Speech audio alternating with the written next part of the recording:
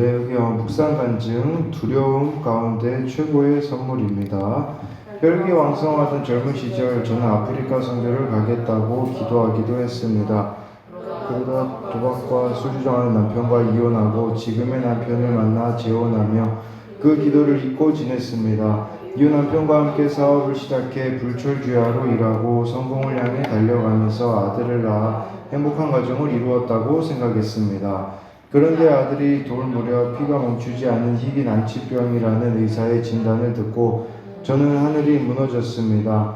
남편은 어떻게 이런 일이 우리에게 일어날 수 있냐고 원망하며 사업을 내려놨고 그렇게 저희 가정은 벼랑 끝에 서게 되었습니다. 그때 저희 부부는 한 교회 공동체에서 말씀으로 양육을 받았습니다. 예배와 소그룹 모임을 통해 남편은 눈물을 흘리며 하나님께 돌아오게 되었고 저는 아프리카 선교보다 힘든 재혼의 삶을 살아낼 수 있게 되었습니다. 저희 집에서 처음 소그룹 모임을 하는 날 저는 골프채를 팔아 기쁜 마음으로 지체들에게 맛있는 식사를 대접했습니다. 하지만 이후 남편이 소그룹 리더가 되면서 계속 식사 준비를 하게 되자 도와주지 않는 남편을 향해 불만과 생색이 올라오기도 했습니다. 그렇게 저희 부부는 예배와 양육으로 세상 즐거움과는 담을 쌓고 평생 나시린 같은 삶을 살 줄 알았습니다. 그러나 코로나19로 예배가 소홀해지자 저와 남편은 서로를 판단하다가 사명을 내려놓게 되었습니다. 저는 남편이 소그룹 리더의 직분을 내려놓으면 모든 것이 무너질 것 같았는데 그 이면에는 행복한 가정을 꿈꾸는 저의 우상이 있음을 깨닫고 회개했습니다. 또한 내 힘으로 남편도 세우고 헌물도 드리는 줄 알았는데 어린 양 예수님이 나 대신 죽으심으로 저를 구별하여 하나님의 백성으로 삼아주신 것을 깨달았습니다. 그동안 주께 드린 모든 것을 다 기억하실 뿐만 아니라 우리 자녀들을 항상 보호하시고 은혜와 평강의 복을 주시는 하나님께 감사드립니다. 적용하기입니다. 교회 소그룹 모임을 할 때 생색내지 않고 식사를 정성스럽게 준비하겠습니다. 아픈 아들에게 주사를 놓을 때 두려워서 미루지 않고 함께 기도한 후에 놓겠습니다. 네, 여기 묵상 간증에 이렇게 나와 있듯이 도박과 술주정하는 남편과 이혼하고 지금 남편을 만나 재혼하면서 아프리카 선교 가겠다는 그런 기도를 하기도 했었는데 그 전에 그걸 잊고 있었다고 하지 않습니까? 그러다가 정말 아들이 피가 멈추지 않는 희귀 난치병이라는 사건을 통해서 하나님 앞에 돌아왔지만 믿음으로 선 것 같았지만 또 코로나19 앞에서 예배에 소홀해지자 서로를 판단하고 사명을 내려놓게 되었다라고 하잖아요. 이처럼 되었다 하는 인생이 없습니다. 그렇기에 우리가 참 여전한 방식으로 예배하고 또 말씀 앞에 나아가는 것만이 나와 또 우리 가정을 지켜주는 것임을 알아야 합니다. 오늘은 민수기 6장 13절부터 27절까지인데요. 이 내용은 이제 나시린으로 헌신했던 그 기간이 끝나고 이제 일상으로 돌아가는 과정을 담고 있는 이런 내용이 나와 있습니다. 13절부터 15절을 보면요. 나시린의 법은 이러하니라. 자기의 몸을 구별한 날이 차면 그 사람을 회막문으로 데리고 갈 것이요. 그는 여호와께 헌물을 드리되 번제물로 1년 된 흠없는 수양 한 마리와 속죄제물로 1년 된 흠없는 어린 암양 한 마리와 화목제물로 흠없는 수양 한 마리와 15절에 무교병 한 광주리와 고운 가루에 기름 섞은 과자들과 기름 바른 무교 전병들과 그 소제물과 전제물을 드릴 것이요 라고 해서요. 아니 나시린으로 사는데도 어제 말씀해 보면 세 가지를 하지 말아야 됐잖아요. 그런데 이제 나시린이 끝나고 돌아가는데도 참 드려야 될 예물이 많았다라는 것을 추정할 수 있는 것이겠죠. 근데 우리가 생각해 봐야 되는 것은 이 광야 생활에서 이 지금 여기 나와 있는 이 짐승들이 사실 드리기가 어렵지 않았겠습니까? 나 광야 생활하고 있는데 나의 재산과 같은 이런 것들을 드리기가 참 쉽지 않았을 것이고 나시린으로 사는 것도 힘들었겠지만 일상으로 돌아가는데 나시린이 끝나거나 그 예물 드리는 것도 결코 쉽지가 않았을 것을 말씀해 주고 있어요. 이건 우리들에게 무엇을 말해주는 겁니까?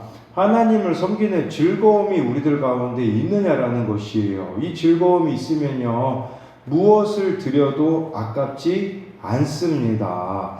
그런데 문제는 무엇이냐면 언제 아까워지냐? 하나님으로부터 무엇을 얻어내기 위하여서 했을 때, 기복적인 마음으로 했을 때겠죠.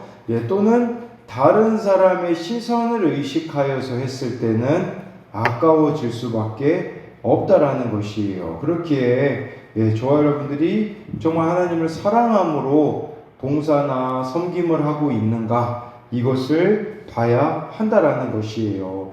그래서 먼저는 이렇게 번제물을 이렇게 언급하고 있지 않습니까?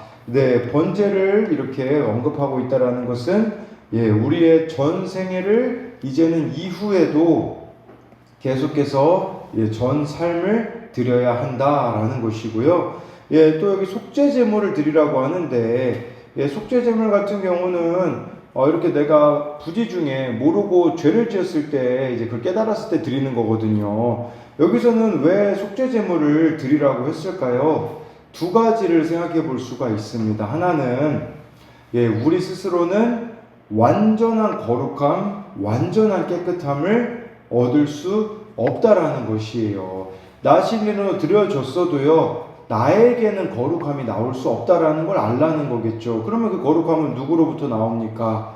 바로 예수 그리스도를 통해서만 주어진다라는 것을 잊어서는 안 된다라는 것이에요. 두 번째로 속죄제물을 드리는 이유는요, 여러분 이렇게 나시린으로 기간 동안 봉사를 나시린으로 하고 드렸잖아요. 그러면 문제가 뭐냐면 내가 했다라는 이 교만이 올라올 수 있다라는 것이에요. 그래서 자기의 공로로 돌리지 않기 위하여서 속죄제물을 드리라고 한 것입니다. 그러니까 이런 성취감과 자아도취, 교만이 자라는 것을 방지하기 위함이다라는 것입니다. 그래서 전적인 하나님의 은혜로 했다라는 이 말이 자기를 포장하는 말이 되지 않도록 이렇게 하나님은 속죄제물을 드리라고 하였습니다. 그리고 뭐 또 이렇게 화목제물을 드리는 부분들도 이렇게 나와 있는 것이고, 뿐만 아니라 여기 15절에 뭐 무교병 한광주리, 고운 가루에 기름 섞은 과자들, 기름 바른 무교전병들, 또 여기 소제물과 전제물을 드렸다고 합니다. 그래서 이것에 대한 적용으로는요, 하나님을 즐거이 섬기는 마음으로 구별하여 드리고 있습니까? 하나님이 나를 통해 하신 일을 자기 공로로 돌리지는 않습니까? 교회 봉사에 열심을 내면서도 내 죄를 회개하는 일은 외면하고 있지는 않습니까? 이 마지막 적용 질문은 바로 속죄제물에 대한 내용이다라고 할 수 있어요. 우리가 하나님을 섬기면서 속죄제물을 드리며 가야 됩니다. 그것은 뭐냐면 나의 죄인됨을 발견하는 거. 그런데 이렇게 봉사에 열심히 내면 포장하기가 쉽거든요. 그러니까 속죄제물을 드림으로써 그 포장지를 뜯어내는 일을 지속할 때 우리는 어떻게 되겠습니까? 하나님의 은혜를 구할 수밖에 없고 겸손히 끝까지 사명을 감당할 수밖에 없음을 기억해야 합니다. 16절, 17절을 보면요, 제사장은 그것들을 여호와 앞에 가져다가 속죄제와 번제를 드리고 화목제물로 수량의 무교병 한 광주리를 아울러 여호와께 드리고 그 소제와 전제를 드릴 것이요. 이 위의 내용에는 그 하나님 앞에 드려야 되는 그 제물들이 나왔다면 여기는 절차가 나와 있습니다. 그래서 제일 먼저 속죄제를 이렇게 드렸다라고 이렇게 하고 있는 것이겠죠. 그래서 이 속죄 드리는 게 중요하다라는 것은 아까 위에서 설명드렸잖아요. 정말 우리가 이렇게 죄인됨을 깨닫는 것이 가장 우선순위가 되어져야 한다라는 이런 부분이 나와 있고요. 그 다음에 번제, 그 다음에 또 이렇게 화목제물로도 하나님 앞에 예물을 드렸음을 알 수 있어요. 18절부터 20절을 보면요, 자기의 몸을 구별한 나시린은 회막문에서 자기의 머리털을 밀고 그것을 화목제물 밑에 있는 불에 둘지며 자기의 몸을 구별한 나시린이 그의 머리털을 민 후에 제사장이 삶은 수장의 어깨와 광줄이 가운데 무교병 하나와 무교전병 하나를 취하여 나시린의 두 손에 두고 여호와 앞에 요제로 흔들 것이며 그것과 흔든 가슴과 받들어 올린 넓적 다리는 성물이라. 다 제사장에게 돌릴 것이니라. 그 후에는 나시린이 포도주를 마실 수 있느니라 라고 말씀해 주고 있어요. 마지막 절차는요, 머리와 관련이 되어 있어요. 그러니까 나시린 기간 동안은 머리카락을 자를 수가 없었잖아요.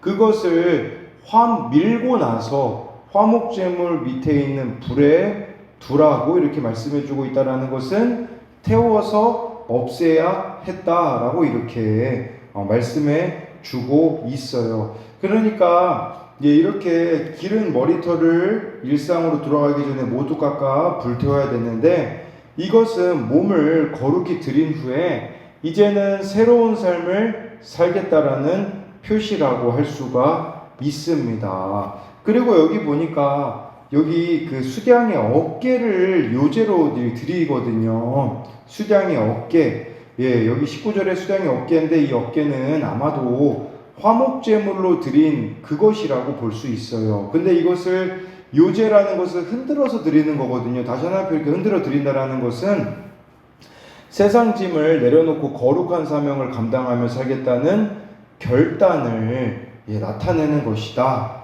라고 할 수가 있어요. 주님이 거룩한 백성으로 불러주시기 전에는 세상을 좋아했겠지만 이제는 세상보다 주님이 좋은 것을 이 세상에서 온몸으로 가족과 이웃에게 보여주어야 함을 나타내는 것이다 라고 할 수 있어요. 저는 이 말씀 보니까 그런 생각이 들더라고요. 사실 이렇게 나시린으로 그 기간 동안 서원에서 지킨 것도 중요합니다. 그런데 더 중요한 것은 무엇일까요? 그 이후라고 볼 수가 있는 것이에요. 저는 이거 보면서 우리 그렇잖아요. 수련회 참 가서 많은 은혜 받는 거 참 중요하죠. 그러나 그 이후의 삶이 뒷받침되지 않는다면 그 은혜가 사실 무슨 소용이 다 있겠습니까? 정말 이 세상에서 주님이 더 좋은 것을 나타내 보여줘야 되는 것을 우리가 알아야 합니다. 그래서 18절부터 20절에 대한 적용은요, 나는 일상생활에서 가족과 이웃에게 사명 따라 좁은 길로 가는 것을 온 몸으로 보여주고 있습니까? 21절 말씀을 보면요, 이는 곧 서원한 나시린이 자기의 몸을 구별한 일로 말미암아 여호와께 헌물을 드림과 행할 법이며 이외에도 힘이 미치는 대로 하려니와 그가 서원한 대로 자기 몸을 구별하는 법을 따라 할 것이니라 라고 이렇게 말씀해 주고 있어요. 우리가 이 나시린이 이제 여기까지거든요. 좀 생각해 봐야 되는 것은 있어요. 그건 뭐냐면 왜 나시린이라는 제도를 두었을까라는 부분이겠죠. 그것은 당시 하나님을 섬기는 사람들은 레위인이나 제사장들이었기 때문에 그 사람들이 아니고서는 회막에 접근하는 자는 죽임을 당할 수밖에 없었다라는 거예요. 그런데 하나님은 이 나시린 제도를 만듦으로써 누구든지 나를 가까이 하는 자는 가까이 할 수 있다라는 것을 가르쳐 주시기 위함이었다라는 거예요. 그래서 이 나시린은 여자도 예외가 없었잖아요. 어제 말씀에 보면 남자나 여자나 예외 없이 하나님 앞에 나아오고자 하는 자들, 하나님을 가까이 하는 자들에게 길을 열어 놓으셨고 그것이 복된 일임을 이렇게 알리는 것이죠. 그래서 거룩이라는 것은, 또 나시린의 삶이라는 것은 하나님을 가까이 하는 삶입니다. 저와 여러분들에게도 필요한 것은 무엇이겠습니까? 우리는 부름 받은 그날부터 천국 들어가는 그날까지 거룩에 힘써야 하는데 이 거룩이 어떻게 나타나겠습니까? 그래서 우리가 주님 믿은 그날부터 천국 가는 날까지 성화가 이루어져야 된다고 하잖아요. 성화라는 것은요, 거룩하게 변해지는 모습이 있어야 돼요. 내 신앙이 제자리 걸음이라면 지금 문제가 있는 겁니다. 왜냐하면 신앙에는요, 제자리 걸음 자체가 이미 후퇴를 말하는 것이기 때문인 것이거든요. 그래서 저와 여러분들이 정말 거룩하게 변화되어지고 있는가, 이걸 보셔야 되고요. 아모스 시대에는요, 이런 말씀이 있어요. 나시린에 대해서 제가 이제 가지고 와봤는데, 아모스 2장 11절 12절에요.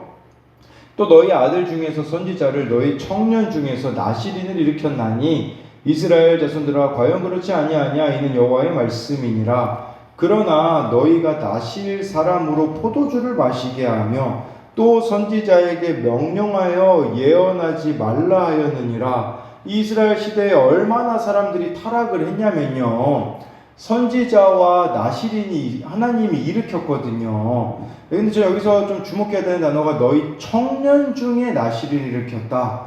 이 청년이라는 것은 인생의 참 젊은 시절이잖아요. 우리가 지금 청년 때에 하나님 앞에 또 나시린을 드려야 되는 것을 말하기는 하는데, 근데 왜 나시린을 어떻게 했냐면요, 이스라엘 백성들이요 포도주를 마시게 해버렸어요. 그러니까 나시린 소원을 못 지키게 했고 선지자에게는 예언을 하지 말라고 했다라는 거죠. 지금 이 시대 같지 않습니까? 그러니까 나시린 하나님과 구별된 사람들에게 이렇게 오히려 포도주를 마시게 만들어버리는, 근데 이 나시린으로 산다라는 것은 그러면 어떤 의미가 있겠습니까? 선지자는 하나님의 뜻을 전하고 율법대로 살 것을 촉구하는 역할이라면, 나시린은 그 서약한 것을 행동과 삶으로 보여줌으로 하나님 앞에서 거룩하게 살아가는 모델이다 라고 할 수가 있는 것이에요.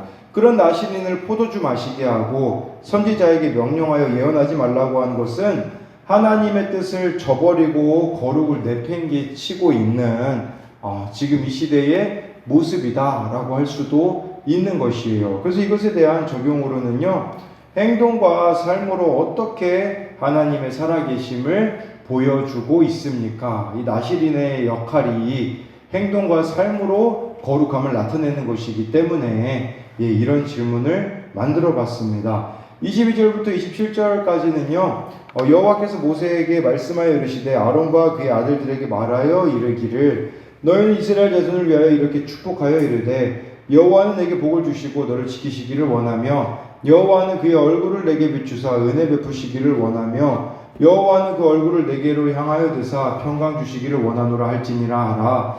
27절에 그들은 이같이 내 이름으로 이스라엘 자손에게 축복할지니 내가 그들에게 복을 주리라. 우리가 흔히 이것을 이제 축복 기도로 많이 사용하잖아요. 근데 중요한 것은 이 말씀이 민수기 5장과 6장을 정리하는 것이다로 보아야 돼요. 그렇다면 어떤 의미가 있냐면 민수기 5, 6장의 결론이거든요.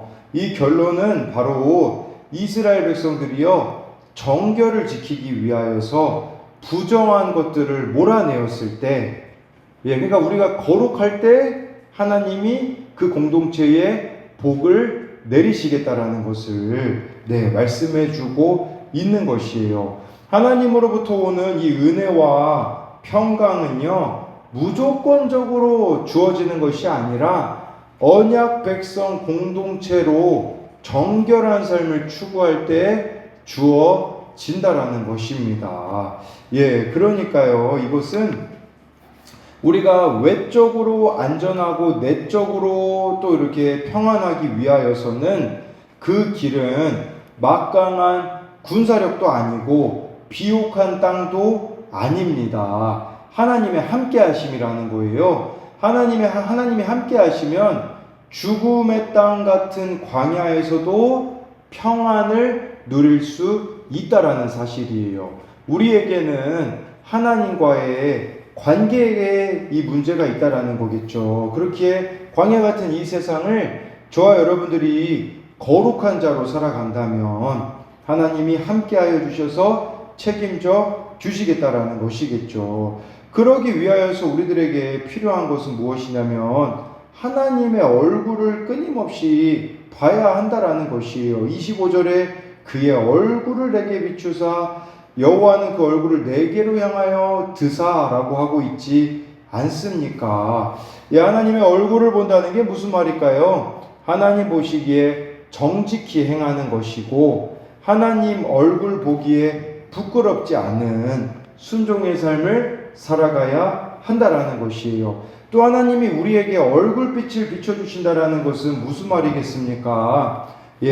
하나님의 말씀을 주시는 것이다 라고 할 수 있어요. 그렇기 때문에 매일 우리가 이렇게 말씀 앞에 서며 그 말씀대로 우리의 하루하루에 있는 모든 결정들을 잘 결정해 나갈 때에 생명 그 자체이신 하나님의 말씀이 우리들에게 다가와서 은혜와 평강을 베풀어 주실 것임을 기억해야 합니다. 그래서 마지막으로 이것에 대한 적용으로는요, 나 한 사람의 거룩하고 복된 삶으로 우리 가정과 공동체와 나라를 살릴 수 있음을 믿습니까? 내가 생각하는 복은 무엇입니까? 그것은 세상 사람들이 말하는 복입니까? 성경이 말하는 복입니까? 라고 해가지고요. 마지막 질문은요, 저와 여러분들이 기복을 추구하고 있는지 아니면 예수님이 마태복음에서 말씀하신 팔복을 추구하는 삶인지를 묻고 있는 것입니다. 그렇기 때문에 저와 여러분들이 정결함, 거룩함이 광야의 생존 비결이다라는 것을 기억하심으로써 오늘도 나시린 그 서원처럼요, 어떻게 하면 내가 하나님을 더 가까이 할 수 있을까? 이걸 고민하며 삶을 하나하나 바꿔 나가는 저와 여러분들이 되기를 소망합니다.